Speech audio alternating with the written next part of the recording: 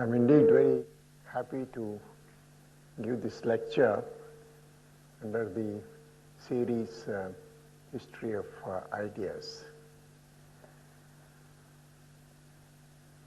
For the last 7-8 years, I have been quite a bit away from physics, and I was giving lectures on philosophy and giving lectures on consciousness, things like that.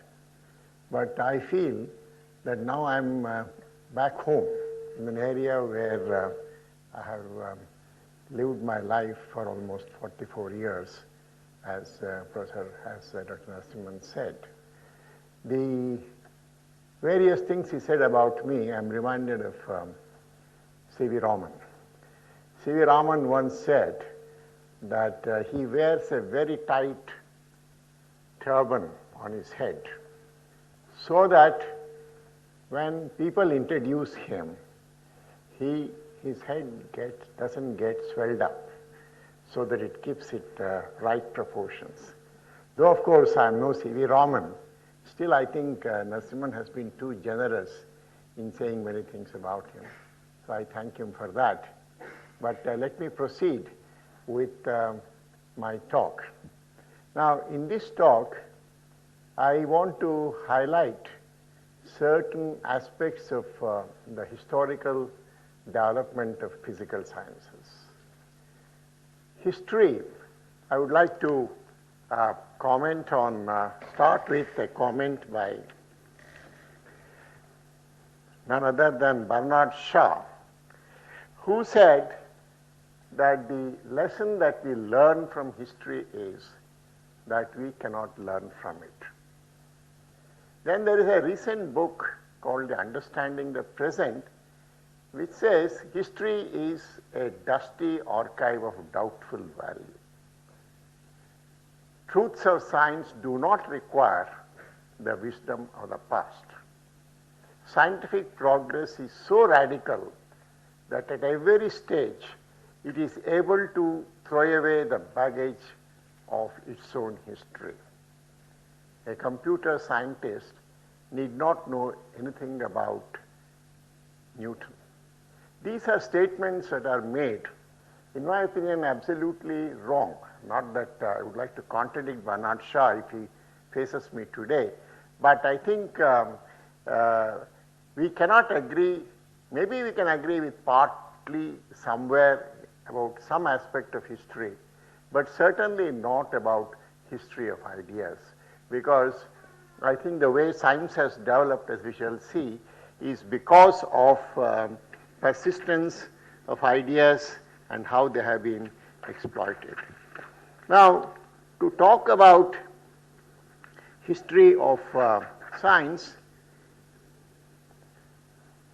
what is science about? Science is essentially, the business of science is to understand and explain nature, which includes ourselves.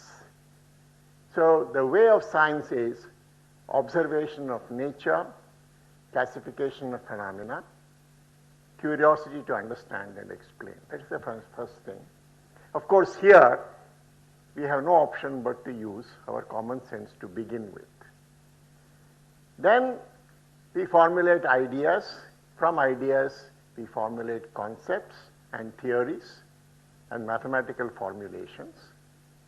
These lead to more observations and more experiments.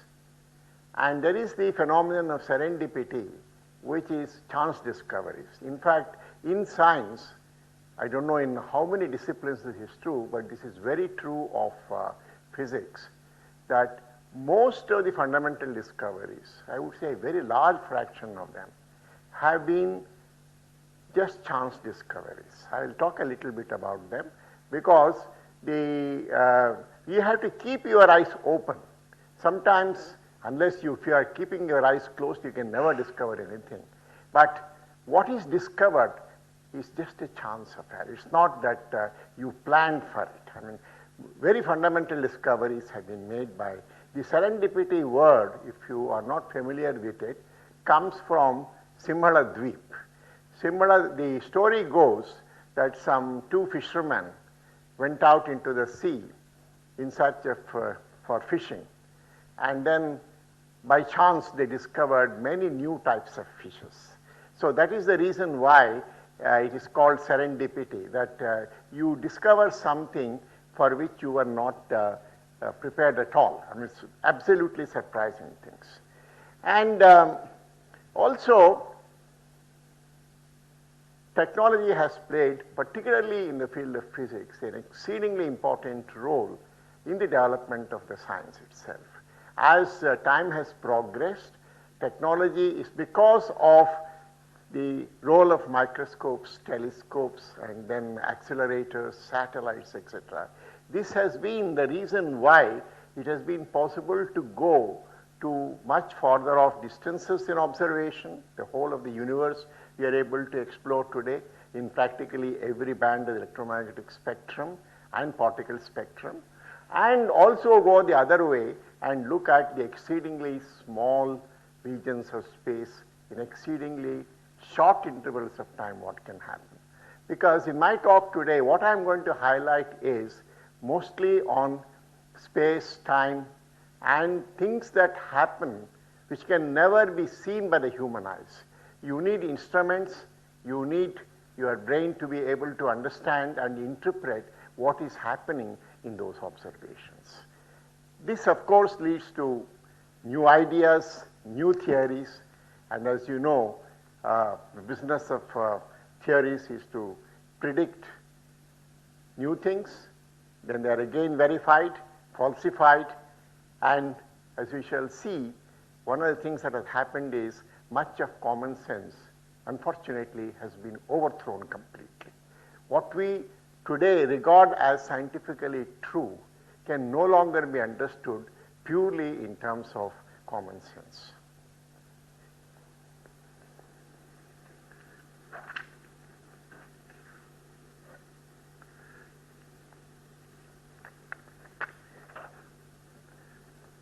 Further, there are two modalities by which science has progressed. One is the modality which Professor Kumar very beautifully explained in the first lecture of the series, which unfortunately I missed. That was dominance of a single idea for a long period of time as the driving force. A supreme example is the idea of the atom. The quest for the indivisible, uncuttable, ultimate constituent of all matter. That was the real holy grail for a very long time in the history of science. And much of technology, much of instrumentation, etc., was directed towards finding out what is the ultimate constituent of matter. That was the metaphor remains, however, as we shall see, that you see, the word atom was used, as Professor Kumar has explained, to indicate the one ultimate entity that is indivisible, uncuttable. And at some stage one stopped thinking that we have now reached the atom, what is now conventionally regarded as the atom, and thought that atom, of course, is true that the hydrogen atom, in fact, even more than 100 years ago, it was thought that all elements are made of hydrogen atoms. Later on, we revised it, and then we came to still smaller entities. But the important thing to note here is that the idea that there is ultimately one indivisible, uncuttable entity, which is the basis of everything, that stands, though as time has progressed, the identity of that entity has quite a bit changed. The other modality, which I am going to stress a little more today, is convergence of ideas from many domains of knowledge. So ideas, what happens is, as we shall see, that you have to revise very drastically the traditional concepts that you have. Then the networking of ideas plays an important role, and this ultimately has led us towards a unification and identification to some extent of ultimate constituents of everything that we see in the universe. We started with constituents of matter, but then we recognized that the universe is not just made of matter, but there are many other things besides. And today, there is a feeling, at least a direction in which we can proceed to unearth what this ultimate constituent of matter is. And then in the course of time, it was also recognized that various forces operate. To start with, one thought there is only the gravitational force, because the type of phenomena that were seen were mostly. But as time progressed, more and more different kinds of phenomena have recognized, and they all had to be explained. And ultimately, we came across with 4 basic forces of nature, and even they had to be unified. And that is the direction in which we have gone. Now, let me give a partial list of the domains of knowledge, ideas from which have to converge. One is, of course, the one that we started off observing the planetary motions and the old ideas of Ptolemy, the geocentric theory, then the Copernicus theory of the heliocentric theories. Then the systematic observations of Tycho Brahe, and then the laws unearthed by Kepler, and then of course the role of Galileo and Newton in explaining the whole thing in terms of 2 concepts. One is a concept of mass, the other is concept of gravitational force. They are the only 2 things that were required.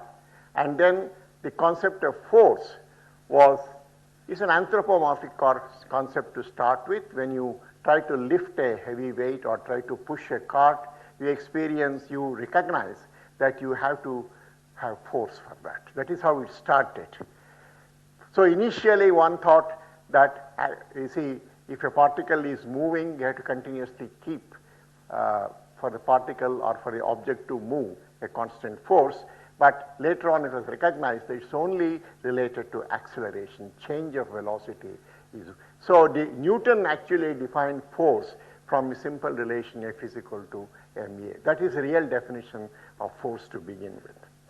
Later on, very simple experiments. This is something that has very fascinating things happen. You just take a glass rod and rub it and you get a charge, electrical charge.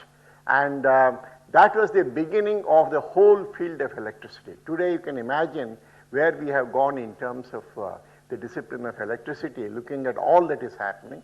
Something similar happened with magnetism, but the beautiful thing was the very systematic investigations, brilliant investigations made by a man like Faraday changed the whole thing. That is, just from being just curiosity things into something that became exceedingly important both from the point of view of science and from the point of view of technology.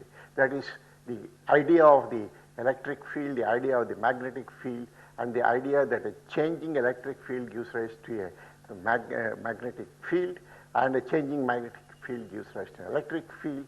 This, as you know, is all the beginning of electricity and magnetism, and all the developments in technology have taken place there.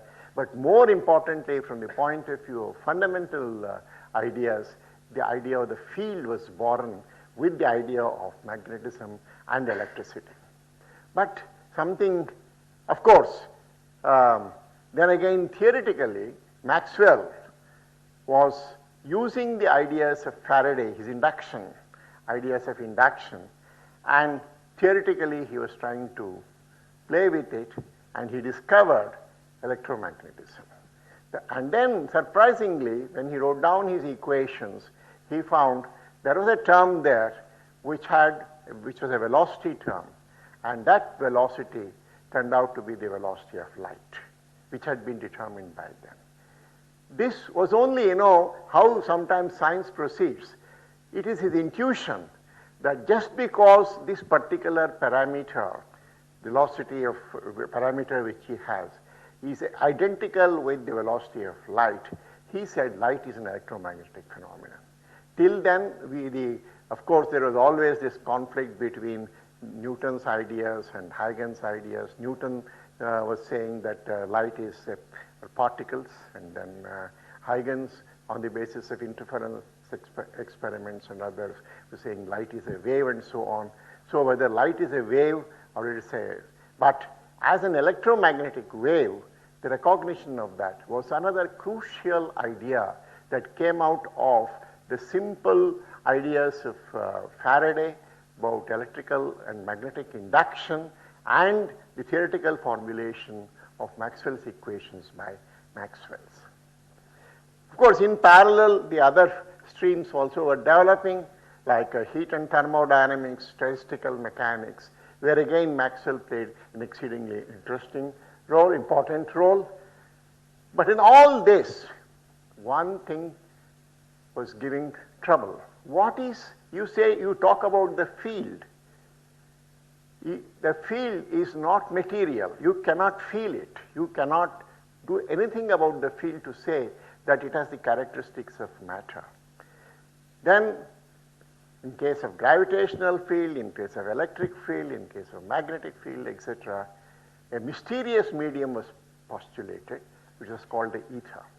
That was very sensible at that time because, but at the same time, it had to be a medium which was mystical in the sense that you did not know what the contents of that field were, what exactly was, because you were all the time used to the idea of a material constituent of anything that we wanted to comprehend.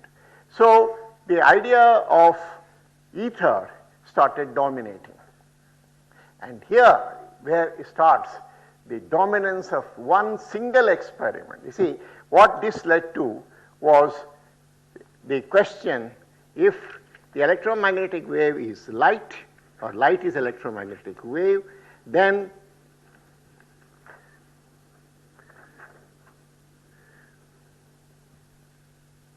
Maxwell himself had played with the idea that the transmission of the electromagnetic wave is through this mysterious medium, ether. He tried to devise all kinds of mechanisms by which the electromagnetic wave can be propagated through ether, giving it some kind of elastic properties and torsions and things like that, but was not very successful.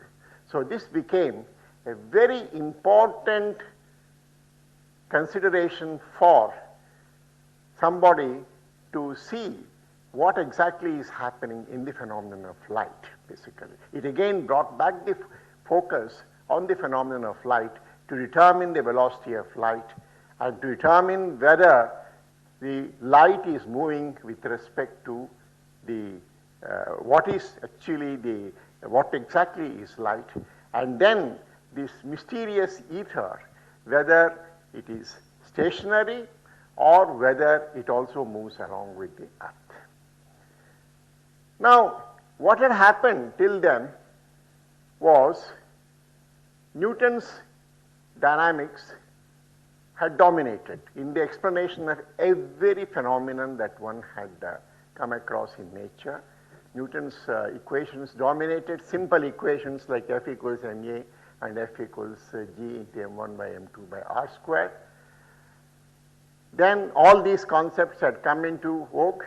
Then purely on the basis of experimental observations, certain parameters certain laws had been recognized. Conservation of mass, conservation of course these were hypotheses, again verified by experiment. Conservation of angular momentum and conservation of electric charge.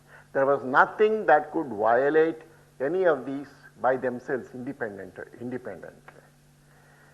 Then there was also, the concept of vacuum. And vacuum was conceived as something which is the absence of all matter. But this was the simple definition of vacuum for a very long time, because one was not recognizing radiation still.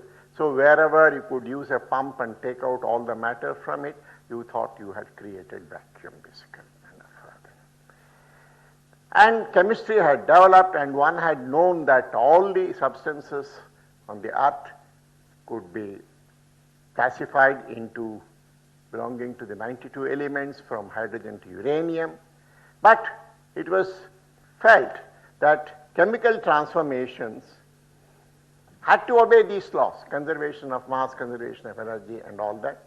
So what was happening there was, because the atom was thought to be the ultimate constituent of all matter, there was a redistribution of atoms of different kinds. When a chemical reaction took place, there was no change in the type of what all that change was a redistribution of atoms in chemical changes.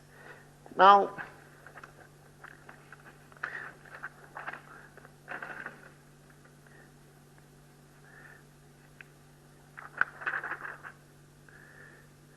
this was the situation till almost the end of the 19th century. Then things started happening. All the ideas on space, time, matter, energy, everything had to be totally changed completely. It was a kind of phase transition, I would say. Till then, we had ideas of absolute space, absolute time. The time is the same everywhere, and space is absolutely uniform everywhere. And I told you what absence of matter was treated as vacuum and so on. But 3 experimental discoveries and 1 experiment done on light changed everything. I'll come to the Michelson-Morley experiment, which was a crucial experiment. I'll spend a little time on that. But 1895, 96, 97, 3 major discoveries took place. One was discovery of X-rays in 95. The other was discovery of radioactivity, and 97 was discovery of the electron. Now, see, radioactivity showed that an atomic nucleus, an atom, would spontaneously break up particularly when you were considering very heavy atoms like uranium, thorium, and so on. And they were emitting particles, alpha particles, beta particles, gamma rays, and so on.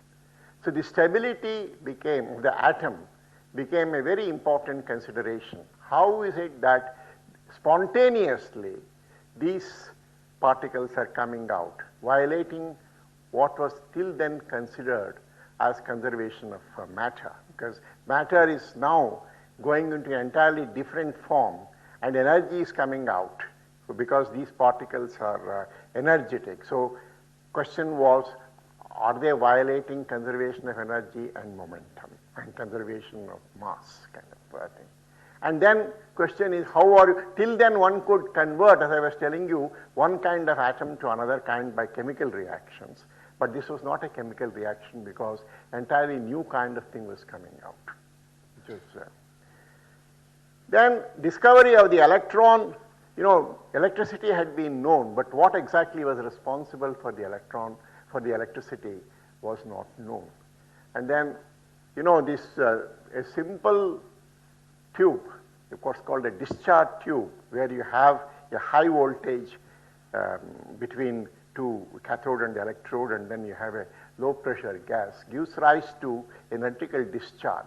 And that discharge tube played a major role in the discovery of both X-rays as well as discovery of the electron. I'll not go into the details of the discoveries for short, but they are exceedingly interesting, very simple experiments.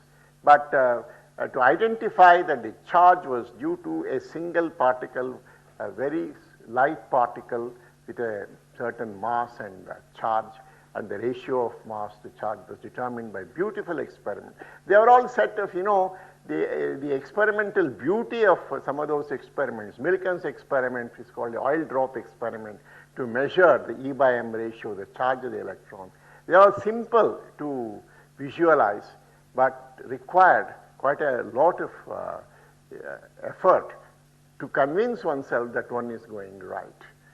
Then, of course, spectroscopy had come into the picture, and one recognized that in addition to what one sees as a background radiation, when you put, for example, into a flame you dip in sodium, in sodium chloride solution, that is salt solution, and put it in a flame, you start getting a beautiful yellow light. And when you analyze it, you see a beautiful spectral lines. Now, how do these spectral lines come? Because till then, the classical ideas would never permit the existence of something that was exceedingly narrow in terms of its wavelength and in terms of spectral characteristics and so on. Then there was also the phenomenon which is called the photoelectric effect, in which you shine light on a substance, some substances, then you find electrons coming out of it, basically.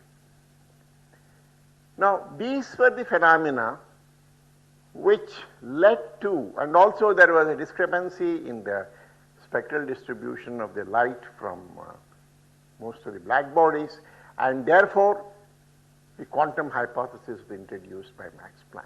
This was saying that energy is in the form of quanta, basically.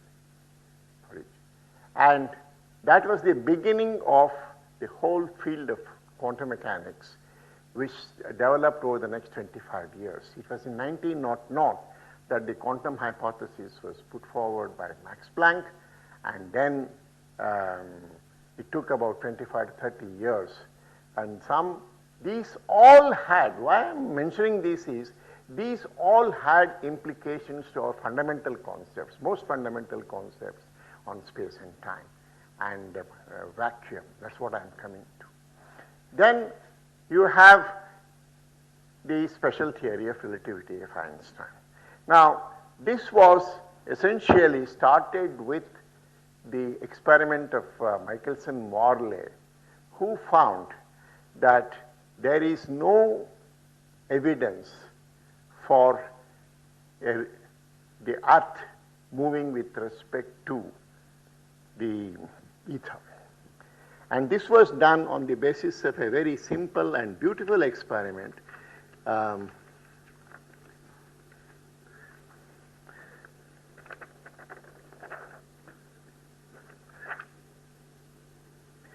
See, what you have here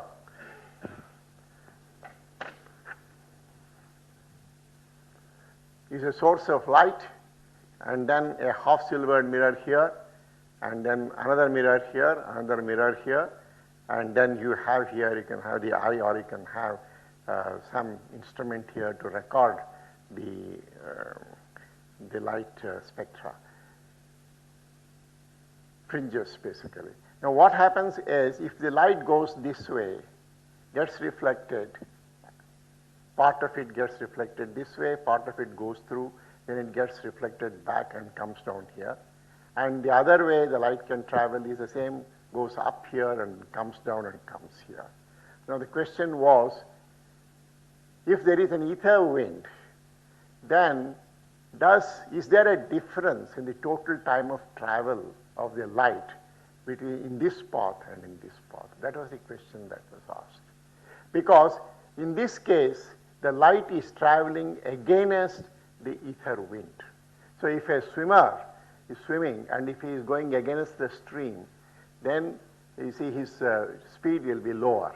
So time taken will be longer. And if he is swimming along the current, he'll go faster. Whereas in this case, it won't happen.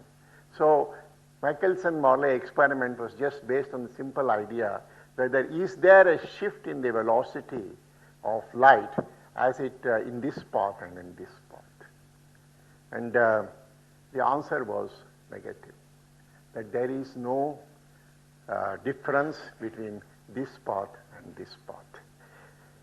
Now this posed serious problems for interpretation, and so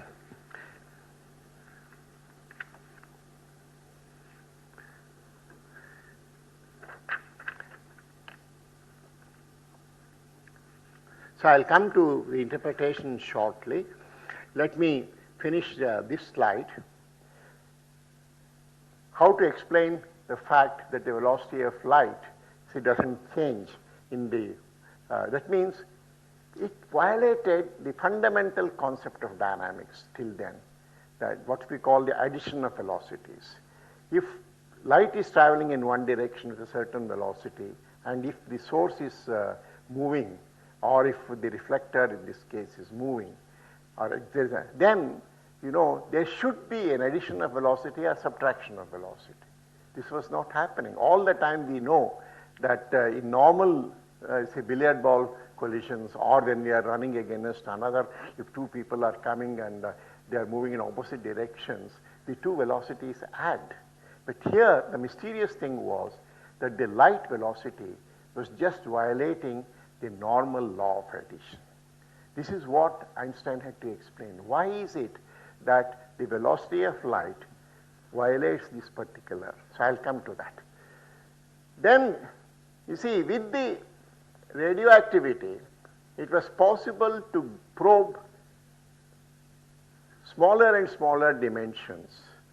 And you take simple atom, send a alpha particle or a beta particle through it. Then you can start investigating what is happening in regions which are much smaller. Till then, you can only, by a chemical reaction, separate out the atoms, or you can mechanically break the atom, not to some extent. But here was a tool which would enable you to cut through the atom, basically, go near inside it and break it up. And there, you see, Rutherford's experiment showed that the atom itself is quite cuttable. You can break it up. There is inside, there is a nucleus which is a much smaller dimension than what was the atom, almost 10 to the power of minus 5 times smaller than the atom as a whole. So there is all the mass of the atom is concentrated in a much smaller space. And so this is this is the discovery of the nucleus in the atom, much smaller than the atom itself, was what Rutherford did. And by then, quantum mechanics was developing, and Niels Bohr came up with the idea, what we now recognize as the atomic structure, the atomic theory of, that is, you have got a central nucleus around which there are electrons moving in various orbits around, etc. And it is the transition of, and these, here again, how that period of 1900 to 1925, one had to discard all common sense. You see, what was happening was, there were theories which showed that if a charge is moving around another charge, then this charge must lose all its energy gradually and collapse into the central charge. But here, one was finding that that was not happening because, to account for the discrete spectral lines, the atom had to have discrete energy states. Therefore, he made a very bold assumption, what are called the stationary states of the atom. It's again totally against common sense, because you had to make an arbitrary assumption to be able to explain. In fact, this is the beauty about science, that you just don't worry that whether you can explain more facts on the basis of an arbitrary assumption, or that was the criterion that was used. You cannot justify it. You cannot say, because of these reasons, the atom is stable in this energy state and this energy state. You cannot say that. You assume that these are the stable energy states. And then you make the assumption that when an electron jumps from one state to the other state, the difference in energy comes out in the form of light, and that is quantized. So to be able to get the spectral lines, he said that around each atom has certain very well defined energy states, and when the energy states change, you get emission of, and that is what accounts for the spectral lines. So you see, here is common sense violated quite a bit, arbitrary assumptions introduced, but the justification came because those things explain many more facts. In fact, this opened up the entire field of spectroscopy and identifying the various atoms by means of their spectra. Now you could go ahead and then understand the entire things. More importantly, these things helped us to look at the universe as a whole. For example, there was no possibility of going to the nearest star and getting matter from it. Now, by spectral observations and by knowing that these particular spectral lines characterize particular atoms as established in the atomic hypothesis, one could identify what kind of substances are there in the stars, near stars, farther stars, etc. And the beauty was that wherever you go in the universe, whatever material you analyze, you find that the same 92 elements essentially dominate. You don't have anything other than what you have on the earth. So this is very important from the point of view of how the universe was created, how the origin of the earth came, etc., because the matter is the same everywhere. Then further what happened was, even the nucleus was not uncuttable. With higher and higher, you see, the nuclear being uncuttable became evident from, to some extent, from radioactivity itself. It was because the outside were only the electrons. But now you are getting alpha particles out and you are getting gamma radiation out, and then it was clear this is something that is happening inside the nucleus.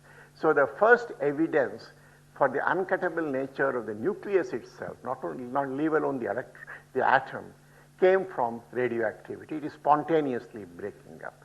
Why it breaks up is a very complicated phenomenon which if there is time we can discuss, but it became clear that the nucleus is unstable, and then came the accelerators. Then now they started putting in higher and higher energy particles going through the nucleus. Then something fantastic happened. As the energy of the particles increased with accelerators, you started creating new matter, new particles, absolutely. But I'll show some of the slides there. You see, what happens is that, till then we thought, matter conservation, energy conservation and all this was there. Now, only thing that is conserved is energy, basically. You start creating entirely new beasts. You just hit a nucleus with a high energy particle and you start getting mesons, you start getting nucleons, antinucleons, etc. So the entire world of elementary particles in a way opens up, starting with radioactivity, then with accelerators. And you see, as the energy goes on increasing, the effects of relativity come into importance. This is where you had to match the requirements imposed by the restrictions imposed by relativity onto the pictures that had emerged from quantum mechanics. And when this was being attempted, you see, originally there was a simple equation written by Schrodinger for movement of particles and so on. But that was not applicable for fast particles, relativistic particles. So when Dirac wrote down the equation for a fast relativistic particle, in the case of the electron to start with, he found something very strange, that the electron, when it becomes relativistic and you start writing the Dirac's equations, can have both positive and negative energy states. The solutions indicated that there are a series of positive energy states, and it could also have negative energy states. Now this was very surprising. What do you mean by negative energy states, particles being there? We don't observe them in nature. So how do you say that the theory was quite beautiful and it had, how do you account for the negative existence of negative energy states, and what is their role in nature when we don't see them? This was the situation around 1927-28. But then, you see, Dirac, that is why I hold him as one of the greatest scientists next to Einstein, he had the brilliant idea that we cannot throw out the negative energy states. There must be some meaning to these negative energy states. So how do we understand it? So what he did was exceedingly interesting. He said, no, you have this idea of transitions from one energy state to another energy state that had come from the atomic considerations, atomic physics considerations. He said, we will define vacuum as that state in which the energy is an absolute minimum. Instead of saying that vacuum is the state in which there is no matter, he redefined vacuum and said vacuum is that state in which the energy is an absolute minimum. So he took all the negative energy states and then said that all these energy, see when is the minimum reached? If you have a series of negative energy states, when all the energy states are filled up. So he made the bold assumption that what is vacuum? Vacuum is nothing more than a state in which all the negative energy states possible dictated by his equations are completely filled up. That's the assumption that he made regarding vacuum. But then you have the positive energy states. Then we ask the question, what happens if there is a vacancy in one of the negative energy states? So this defined vacuum. Obviously, that negative energy hole. See, he also made the assumption about the charge, which is a little arbitrary, that all the negative total energy is all also becomes zero. Now, if you take out one, if you have a hole there in the negative energy states not filled up, that becomes equivalent to a positive charge and a positive energy. Now, is it possible to verify this? It's a very strange assumption that a hole in the negative energy states of a vacuum which is just theoretically defined, is it meaningful? Does it make sense?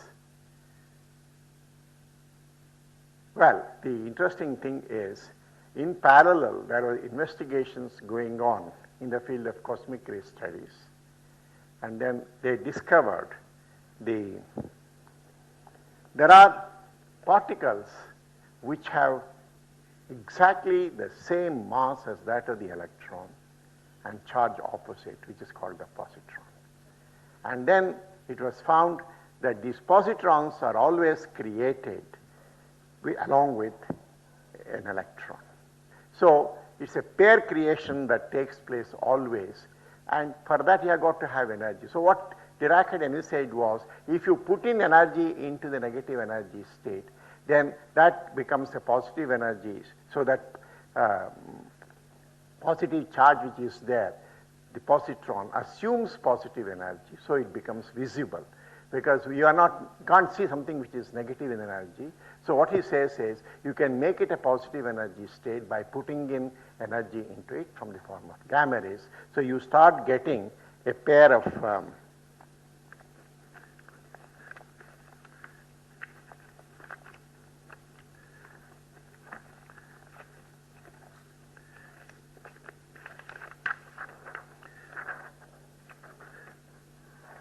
you see here, this is a much later picture. You see here that a gamma ray has come and then scattered. This is a scattered electron, but here it has gone into a positive electron and a negative electron. So nature showed, experiment showed later on, that there are such particles, which you call positrons later on, and which can be produced by putting in energy. And sometimes it can also happen spontaneously. In fact, one of the important things we must recognize is, among many other things that happen in nature, something that can happen spontaneously. In fact, radioactive emission is a spontaneous phenomenon. Sometimes these electron-positron pairs can be created spontaneously. But in that, what happens is, the lowest energy ones are always most probable, because fluctuations always have this peculiar law that little fluctuation is more probable than large fluctuations kind of thing. Anyway, but one started creating these positive, negative electrons in the laboratory, and one started observing them. So therefore, one came back to the idea that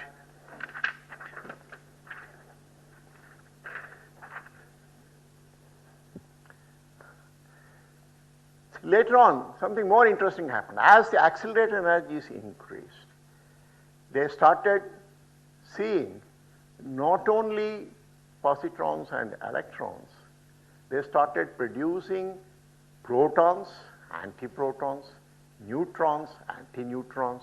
So every particle that was created in nature had a corresponding antiparticle. So there was a world of antiparticles.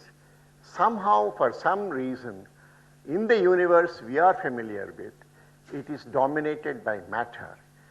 You see, the moment you say that you can have antimatter, it has the implication that you can have an entirely anti-universe. There is no reason why you can't have an anti-proton with a positron going around it and that becoming an anti-hydrogen atom. It has been created now in the laboratory. So this kind of thought started that the universe could have an entirely a positive universe of the type that we are living in, an entirely anti-universe in which all the matter is reversed. But since the transitions are identical, by just studying the spectroscopically the light that is coming from them in the form of electromagnetic waves, we can't identify whether it is a universe or anti-universe. Even till today, this is one of the problems that remains. But generally, the feeling is because one does not see in cosmic rays and high energy phenomena that come from other parts of the universe, one does not see much evidence for antiparticles. One thinks that the universe as a whole is matter dominated. Okay, this is another beautiful idea. How do you explain matter dominance? You have to go back to the creation time. And there are certain subtle laws which tilt the universe in favor of being a matter universe rather than antimatter universe.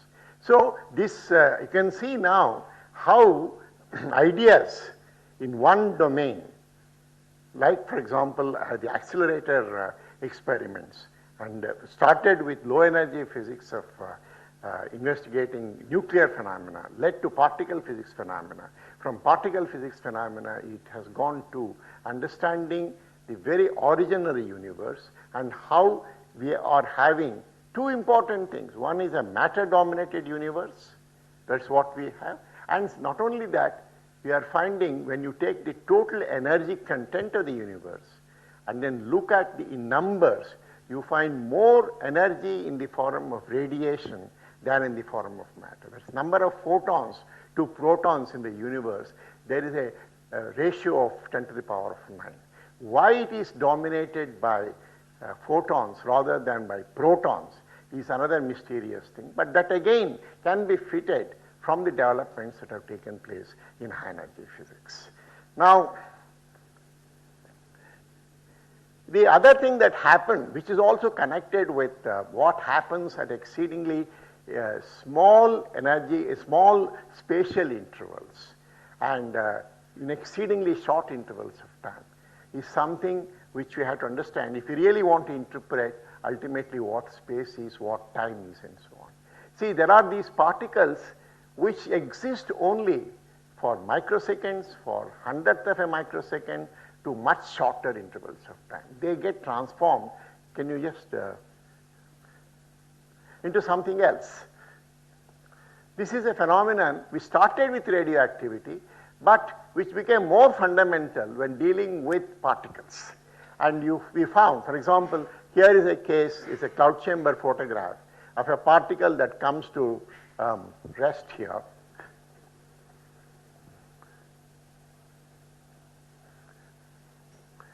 That has slowed down, and then a second particle comes out. Or in this case, for example, the particle has come and stopped, and then the second particle. And in such cases, you can actually measure the lifetime, how much time it takes for this kind of thing to happen. And we can, in fact, this is one of the first experiments which I did. You can say that this particle, which you can identify, lives only for 2 microseconds also. But this 2 microsecond life is when it comes down here. Now, Einstein, through his special theory of relativity, said that your 2 microseconds is what you measure when you are at rest. But when the particle is traveling, and these particles, for example, are produced, high energy particles in above 20 kilometers, 30 kilometers in the atmosphere, they are still seen, sometimes even deep underground, sometimes seen at sea level mountain altitude. How do they live? How is it that a particle which is only a microsecond lifetime lives for such a long time? That is where Einstein's theory got verified. That when you have, you see, time interval is different in different moving systems. So this is a very fundamental idea that Einstein brought in. that we think that each interval of time is the same, irrespective of whether we are moving or whether we are in some other part of the universe, wherever we are. But it turns out it is not so. The unit of time, the little intervals that what you call a second in one system, has an entirely different length of time in another system. If a system is moving with the velocity of light, then the total time gets looks elongated with respect to us, essentially because there the second has compressed to much shorter interval. So what is 2 microseconds here becomes milliseconds, because or tens of microseconds or hundreds of microseconds for those particles depending upon the energy. So another important thing that came out of Einstein's theory of relativity was the idea that what you call time is not the same for every observer. It depends very much on what his velocity is with respect to another system. This is the relativistic elongation of time. And not only that, if you have a meter stick and a person moving with very fast is carrying the same meter stick, in his system it will still look like 1 meter, but if you try to look at it, it will contract. So spatial contraction and time dilatation became exceedingly important consequences of the special theory of relativity, which Einstein, you see, it is these ideas that helped Einstein to say why the velocity of light was the same irrespective of what the motion of the observer is. He could see what he did was to formulate the theory of relativity. He made the important assumption that, like other natural constants, I told you that you can't apply the addition of velocities to light. So he said, let us assume that the velocity of light is a constant. And he had to explain that.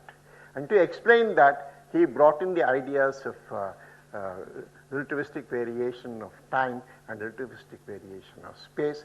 Not only that, that you can't separate out time and space, you have to have a 4-dimensional space-time continuum. I can't go into the details of that, but the consequences of that have all been verified beautifully by these experiments.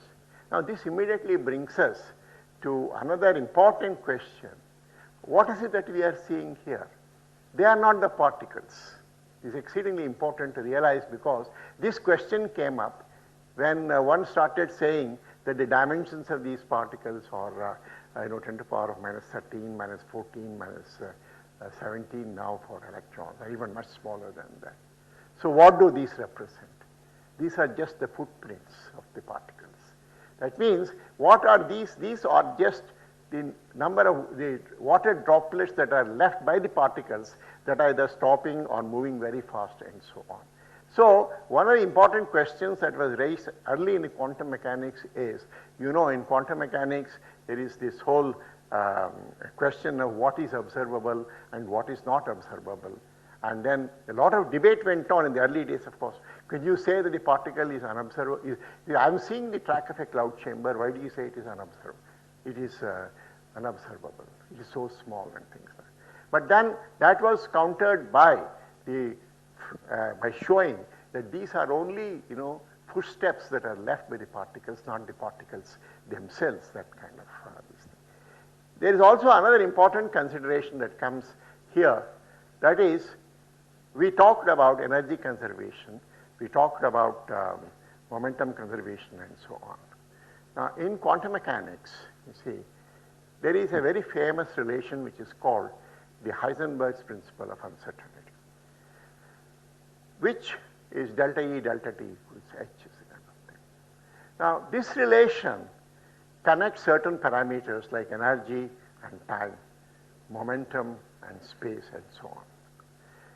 Now the interesting thing is, this is an exceedingly important relation in quantum mechanics, but it becomes all the more important when we are dealing with creation and annihilation of particles, creation of the universe and so on, because these conservation laws which we were holding so important, you can totally cheat them. See, if provided, you see what the relation says is, delta E delta T is equal to or greater than H. If you can violate the conservation law by delta E in a time less than delta T, you can do that. So it's a way out of the restrictions that we had in the ordinary way of thinking that conservation cannot provide for creation, but it does provide for creation through the Heisenberg's principle of uncertainty. Similarly, there is another relation, as I said, delta X, delta P, that surprisingly one of the consequences of quantum mechanics is that you cannot determine the position and momentum of a particle with the same accuracy. If you try to determine one accurately, then the other one becomes very highly inaccurate kind of. This again, you see, has very important consequences. As a matter of fact, these relations like delta E, delta T, delta P, delta X were used by people like Yukawa to determine what should be the nature of the forces that hold the particles together. In fact, I talked about the nucleus. The nucleus consists of protons and neutrons and things like that. The question came, proton is a charged particle, neutron is a neutral particle. How are they held together? Or so many neutrons and so many protons are there, why don't the protons get away from each other? So this became a very serious problem. The protons should repel the other proton because of the like charges repel. But how are they held together inside the nucleus? Now, this is when Yukawa came up with the idea that these are held by a special type of forces, which are called the Messick forces, and the Messick forces are exceedingly short-range forces, basically. And then he used the Heisenberg's principle of uncertainty to say what should be. The idea was brought in, very beautiful idea, and this is exceedingly interesting, that these particles are held together by exchange of other particles. That is, if one particle is here, another particle is here, you see, it can be either held together or repelled by the exchange of another particle. Now, the question comes, when one is positive and the other is positive, then how can there be attraction between them? This was bothering me for a long time. Very recently, I learned that this is precisely what happens. They call it the Boomerang Effect. That is, this nature of the field is such that when the particle is exchanged, it goes and interacts from the other side, so that again it is held together. Theoretically, it's a beautiful, same idea that is used for explaining the way the boomerangs come back. The same kind of ideas are there in explaining the exchange forces which hold particles together instead of repelling them. So the way sciences develop, the way similar to slingshot effect? It is similar to the, no, it's the, I only have very vague ideas. It is similar to a kick from the other side. See, if the particle is going, then if you normally expect the momentum to, but if the momentum is exchanged from the other side because of the boomerang kind of thing, then it's coming back. That's the kind of situation. Instead of going away, these two come together. That's what is thought of. Well, I don't have the, I have to look at the theoretical, I can bring that theoretical justification for it. But the general idea that is given is, instead of repelling, you see, it is like a boomerang when it comes back. By boomerang, what they mean is that the momentum is transferred as if from the other side, so that it again becomes negative. Instead of being positive, it becomes negative, so it becomes, so,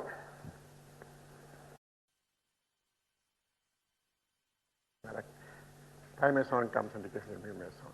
Yeah. You see, then something more interesting happened in nature, which was also observed, predicted. That is, one particle comes in, and as it passes through the atmosphere, as it passes through a series of plates, it multiplies into many of them, cascades. Just one particle comes in and multiplies into many of them. It could be an electron, it could be a photon. Can you go to the next one? Sometimes it could be, this picture which I recorded in Uti is the chamber is 2 meters, and this total number of particles in such go into millions of particles. But in the atmosphere, one particle can come, interact, produce mesons. These mesons come down, interact, produce more mesons, etc. So what was initially, the point I want you to realize, then go to the next one. Yeah, this is all that type of phenomenon where you have large number of particles are produced. The question that comes up is, where were they? How do you get these particles? They are not part of the lead plates here or iron plates here. They are not part of the atmosphere. If it happens in the atmosphere, where were they? This creation of new particles, multiplication of new particles, etc. It turns out, and that is the beauty of it, the only answer that you can give ultimately is that all these particles are part of the vacuum. The vacuum that Dirac defined as consisting of all negative energy states, after the discovery of the various other particles, antiprotons, antineutrons, now today we have enormous number of particles, and we also know that there are corresponding antiparticles. So you look upon the vacuum as a filled state. Negative energies of all these particles are filled, and so that is the vacuum. From there you can pull out. If you have got the energy, you can pull out these, and that is why you have to create. In fact, all these particles have to be created in pairs. You have to create them as positive and negative, as particle and antiparticle pairs. You have to create them. That is all very well established now. Now that means, of course, some people don't like the idea of particles. What is the negative energy particles, etc.? The whole thing can be translated into the language of field theories, and there people feel much more comfortable by saying that you have fields corresponding to negative particles, fields corresponding to positive particles, and so on. You look upon vacuum as just filled up with, see, for us it doesn't matter, but that's the way some people prefer it than saying that these are all particles, because the moment you say the particles are there, they become concentrated energy pieces all the way. Whereas in the idea of the field, you have it, and then you can have amplitudes at particular places for it to be called a particle kind of thing. Can you have the next one? Finished? Okay.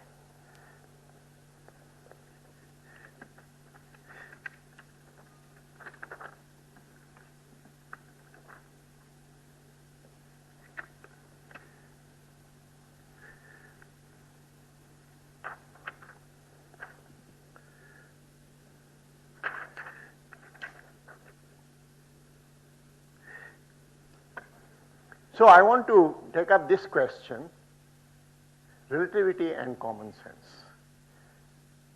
Classical physics assume that an object preserves the same dimensions, whether it is in motion or at rest, and that the clock keeps the same rhythm in motion or at rest. Common sense dictates that this must be so. According to Einstein, common sense, this is Einstein's quotation, common sense is actually nothing more than a deposit of prejudices laid down in the mind prior to the age of 18. 18 is maybe because we matured by then. Every new idea one encounters later must combat this accretion of self-evident concepts. We think that these are all self-evident concepts. But if you really analyze them, you find in what way are they evident? We are becoming more and more familiar with them. Familiarity replaces, everything else. As a matter of fact, when you start looking at any concept or anything, it is just because you get more familiar, you think you know it. And if I explain to you in terms of those concepts, you think you have understood it. In fact, the same problem comes in life sciences also, in relating to consciousness, everything, etc.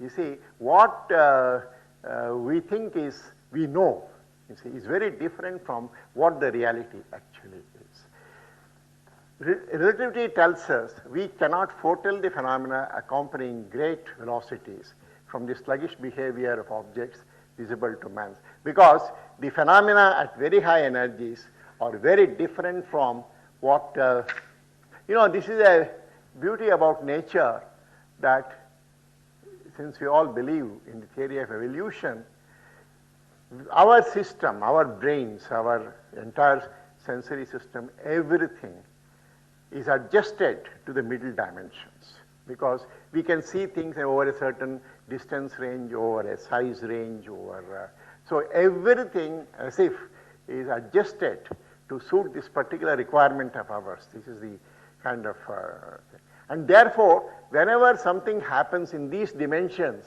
we think that we understand it. And this is the limitation, in other words, of the brain, of the human mind.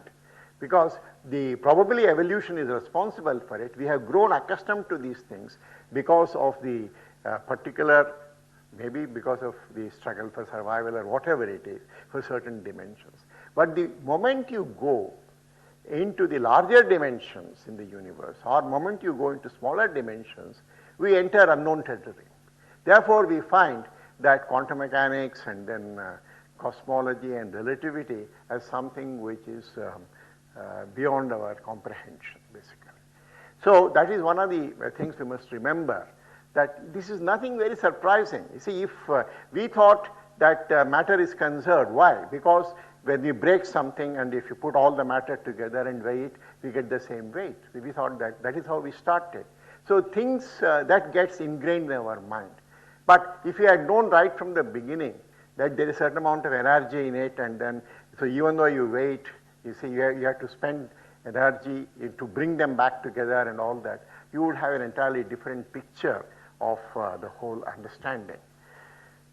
Now, before I close, because already I'm coming to, and I would like to have some discussion, I would like to say a little bit about all this, about what Einstein developed as the general theory of relativity. The general theory of relativity, he developed this special theory of relativity considering uniformly moving systems. But then, and saying that this laws must be the same in all the uniformly moving systems. But then he said, why should there be this particular restriction? What about accelerating systems? So when he started considering accelerated systems, he came to some exceedingly interesting conclusions, because I don't have time to go into the details, the fascinating details of the whole thing. In fact, you should read a little book by Barnett, Lincoln Barnett. And there, in fact, the introduction to that book is written by Einstein himself.